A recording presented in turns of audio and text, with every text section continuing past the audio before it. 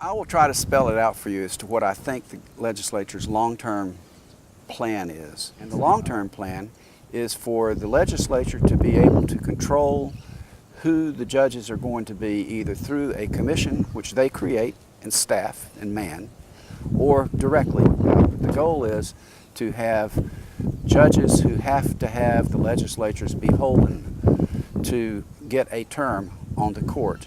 And your second term would be determined by the same group, and they would be voting on whether or not they thought you had done a good enough job on their behalf to earn a second term.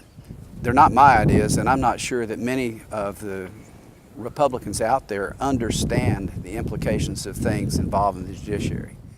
We have a series of cases that are heard at our court under an expedited rule called Rule 3.1. And these are termination of parental rights. These are kids who are really down at the edges of society.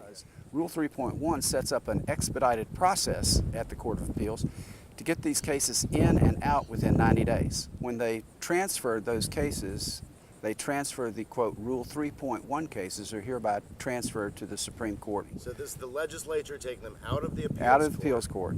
The court that they say doesn't have enough work to justify existing at 15 is now having their caseload reduced by another 10%, and those cases sent to the Supreme Court. They don't have the staff resources nor the manpower to deal with it the way we do.